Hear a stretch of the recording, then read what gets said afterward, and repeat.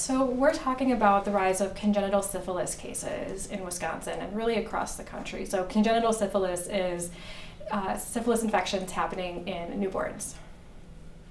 Oh, just in newborns? Yep. Okay, so I did a little research and I saw an alarming stat that there was a rise from 21 to 22 of 81% according to the Wisconsin Department of Health. I think it was in babies, adults, and teens. Can you give a little insight on why that number is so high? So we're still trying to sort through why that number is so high. So we know the pandemic has changed a lot of things, in terms of like access to healthcare. And we know that there's a lot of people, like if we talk STIs in general, so chlamydia, gonorrhea, syphilis, all those infections have been on the rise across the entire state of Wisconsin. So congenital syphilis is when the mother is infected with syphilis and she goes untreated or is treated like too late into an infection, and then that bacteria passes from the mom to the baby in the womb.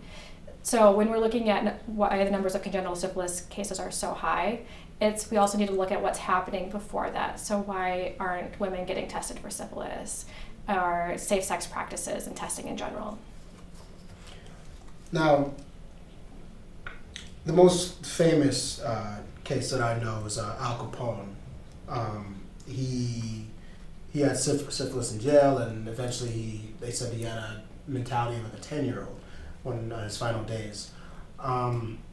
Should people, if you don't get it treated immediately or get diagnosed immediately, should people in Wisconsin feel, I don't want to use the word afraid, but should they feel afraid, or is that in the world, or what is exactly the protocol if you find it too late? So syphilis has different stages, so I think it's really important to talk about the different ones, because I think that's where we're seeing more congenital cases happening. So syphilis in its primary stage, so like right after infection, presents as a painless sore. And so it usually happens at the point of entry, so from during sex. So sometimes with women, if they had the painless sore internally, they might not even know that they're infected and then go get tested. And so this is where it's really important for prenatal. So the standards currently are for women to be screened during their first prenatal appointment for all STIs, because then it can be treated for right away. And then once it's treated, we don't need to worry about it later on. What happens when syphilis goes untreated is it can start to go systemic. So what that means is it goes beyond that initial site of infection and it can affect other parts of the body. So the secondary stage can be more like a rash. So it's going to be a non-itchy rash, but it can often be mistaken for something, like easily mistaken for like other common ailments. And then if it continues to go untreated beyond that, it can develop into tertiary or late stages, and that's where you'll see more of the impacts on the nervous system. So like and those more extreme, or serious consequences on the body. So it's really important to identify it early on with anybody. Historically, syphilis we used to talk about syphilis as a thing of the past, but what's old is new, and it has never gone away. In the 90s, early 2000s, it was something that was more common for men who have sex with men to get tested for. They were getting tested for syphilis quite regularly because that's the population that we were seeing it in. But more frequently now, we're starting to see it cross over into women as well. And so I think there's kind of looking at standards about what women get tested for, what men get tested for in terms of sexually transmitted infections. I think the rise in congenital conversations is going to rise in congenital cases is going to change that conversation about testing.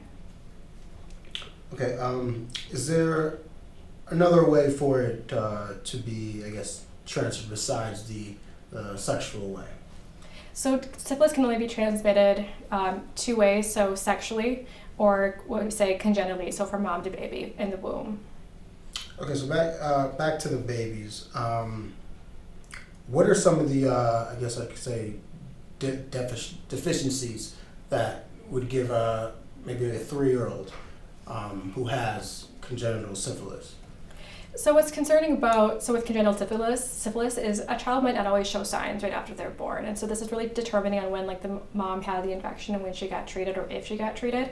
Sometimes it can result in miscarriage. It can cause stillbirths. It can cause deformities. It can cause really serious health outcomes for that child before they're even born. But it can also present in other ways. Some children will be blind, permanently blind from it. It can cause liver organ damage, like permanent organ damage as well. So there's a wide array of outcomes that are really very, very serious for that child.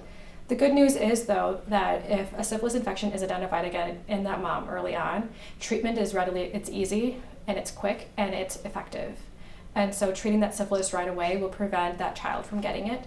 And then also if it's, let's say syphilis is identified in a mother who's about to deliver, that child can be treated for syphilis as soon as they're born. And then that will prevent the infection from going any further. So it's incredibly treatable when it's caught and detected early on.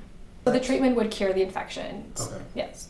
Now, the Department of Wisconsin released this study, but we're currently in La Crosse, Wisconsin. Has there been any numbers or studies released about our county?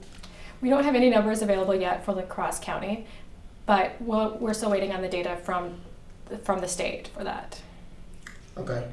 Is there anything you'd like to add, people to know that could be vital?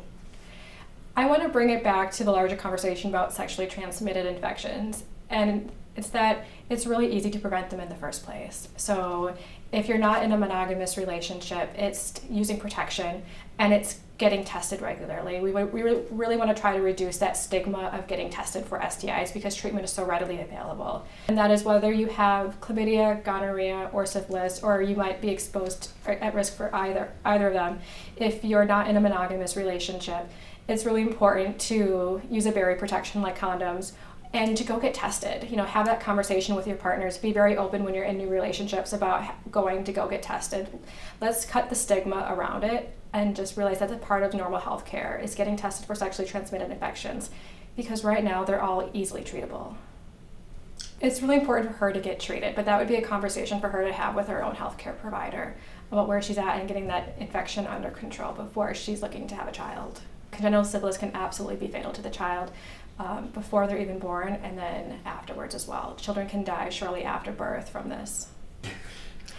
If you think you have any risk factors, it's really important to have those open conversations with your provider and make sure that you're getting fully screened for all these sexually transmitted infections. And sometimes women don't even know that they're at risk, because sometimes we don't know what our partners are doing. That's the reality of the world that we live in. And so it's really important to get screened when you can and to get that treatment, because again, it's so easy to catch this before it does any harm to yourself long term and to your child. Now, is it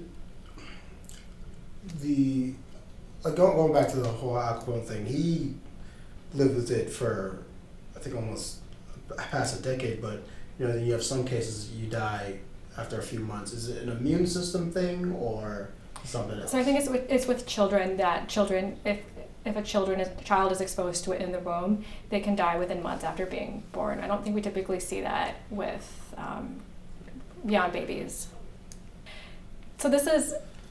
So anytime that you're diagnosed with a sexually transmitted infection, it's also really important to tell your partner about it as well, because they're going to need treatment too. Because if you get treated for, let's say, syphilis, but your partner never gets treated, you will continue to be exposed to that infection, and you'll have to get treated again and again and again. And so we always highly recommend telling your partners that you've tested positive and having that partner go get tested and get treatment themselves, because even if a expecting mom has syphilis, if that partner is not treated and tested and treated either, that baby is going and that mom are going to continue to be at risk. Thank you. Thank you. I'm good.